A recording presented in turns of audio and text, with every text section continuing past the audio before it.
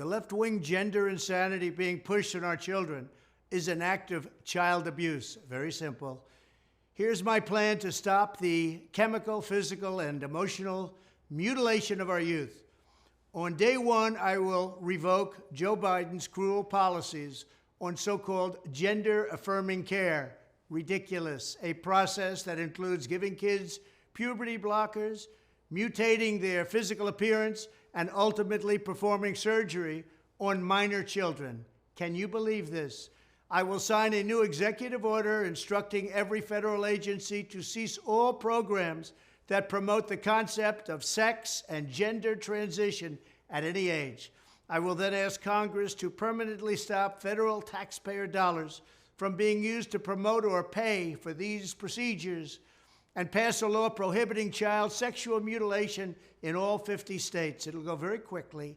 I will declare that any hospital or healthcare provider that participates in the chemical or physical mutilation of minor youth will no longer meet federal health and safety standards for Medicaid and Medicare and will be terminated from the program immediately. Furthermore, I will support the creation of a private right of action for victims to sue doctors who have unforgivably performed these procedures on minor children. The Department of Justice will investigate Big Pharma and the big hospital networks to determine whether they have deliberately covered up horrific long-term side effects of sex transitions in order to get rich at the expense of vulnerable patients, in this case, very vulnerable.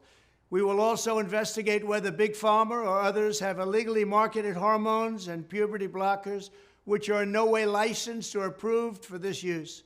My Department of Education will inform states and school districts that if any teacher or school official suggests to a child that they could be trapped in the wrong body, they will be faced with severe consequences, including potential civil rights violations for sex discrimination and the elimination of federal funding.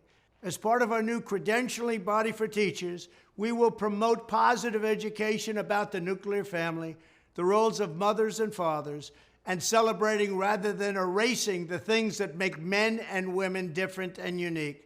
I will ask Congress to pass a bill establishing that the only genders recognized by the United States government are male and female, and they are assigned at birth.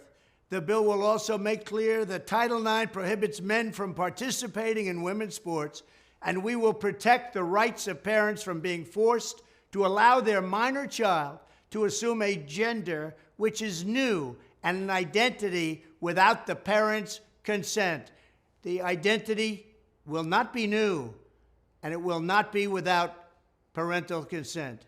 No serious country should be telling its children that they were born with the wrong gender, a concept that was never heard of in all of human history. Nobody's ever heard of this, what's happening today. It was all when the radical left invented it just a few years ago. Under my leadership, this madness will end. Thank you very much.